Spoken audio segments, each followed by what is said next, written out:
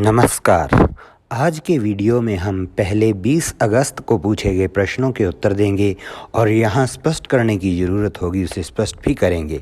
तो आगे बढ़ते हैं प्रश्नों के उत्तर के साथ। संधि का भेद जानने के लिए पहले शब्द के अंतिम वर्ण और दूसरे शब्द के पहले वर्ण को देखा जाता है।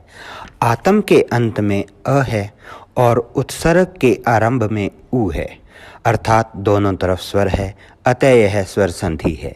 स्वर संधि में अ और उ की संधि गुण संधि कहलाती है।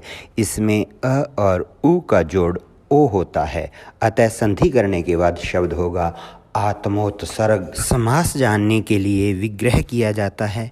पुरुषोत्तम का विग्रह होगा जो पुरुष है उत्तम।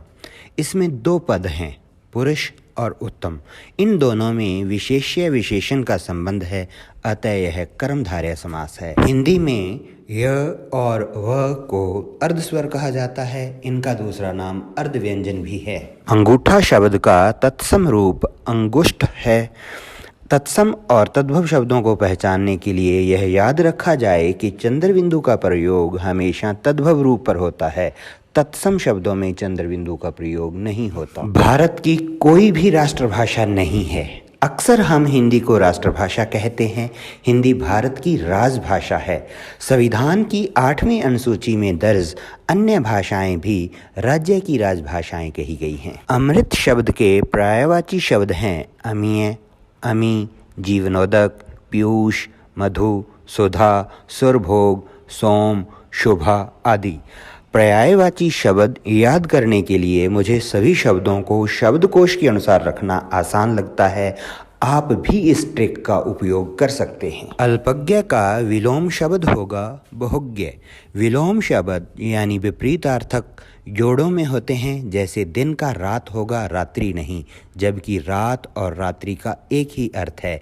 ऐसे में इस पर ध्यान दिया जाना चाहिए। आगे का विचार करने वाला इस वाक्यांश के लिए एक शब्द है अगर सोची। सर्वनाम के 6 भेद होते हैं, पुरुषवाचक सर्वनाम, निजवाचक सर्वनाम, निश्चयवाचक सर्वनाम, अनिश्चयवाचक सर्वनाम, संबंधवाचक सर्वनाम और प्रश्नवाचक सर्वनाम। पक्षी उड़ते हैं, यह कर्तृवाच्य है। इसमें कर्म नहीं है, इसलिए यह भाववाच्य में बदलेगा।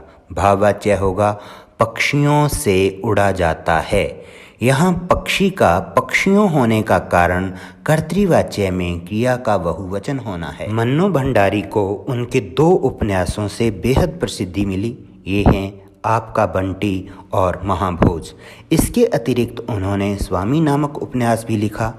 1 इंच मुस्कान उपन्यास उन्होंने अपने पति राजेंद्र यादव के साथ मिलकर लिखा। काव्य हेतुओं का प्रथम उल्लेख अग्निपुराण में मिलता है। इसमें 3 काव्य हेतु बताए गए हैं, प्रतिभा, वेद ज्ञान और लोक व्यवहार। तार सप्तक 1943 ईस्वी में प्रकाशित हुआ। इसमें 7 कवि हैं। सभी सप्तकों में 7-7 कवि हैं। पहले सप्तक का नाम तार सप्तक है, जबकि वाद वालों के साथ संख्यावाचक शब्द जोड़ा गया, जैसे दूसरा सप्तक, तीसरा सप्तक। तार सप्तक के कवियों को याद करने के लिए आप एक ट्रिक का प्रयोग कर सकते हैं। ट्रिक है अमोने गिरा प्रभा।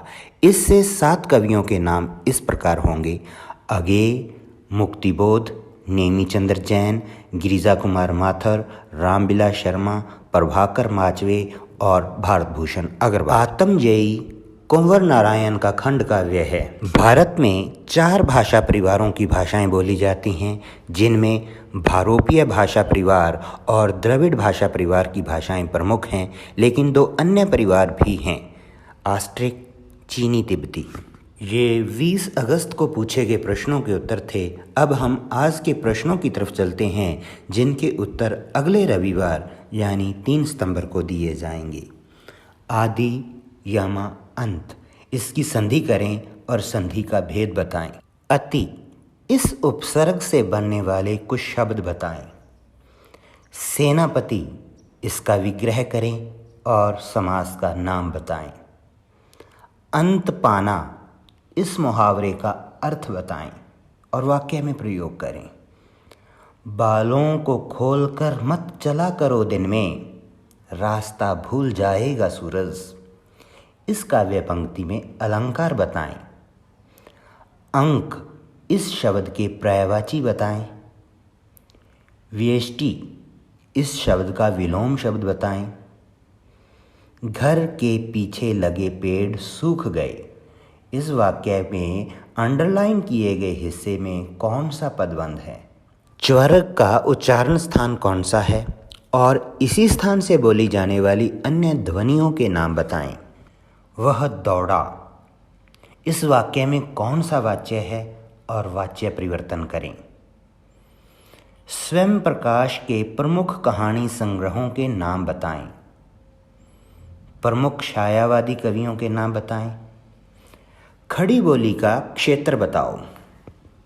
संविधान की 8वीं अनुसूची में दर्ज भाषाओं की संख्या और उनके नाम बताओ। शब्दार्थो साहित्यो काव्यम, यह परिभाषा किस आचार्य ने दी। आज के लिए इतना ही। मिलते हैं अगले रविवार यानी 3 सितंबर को। धन्यवाद।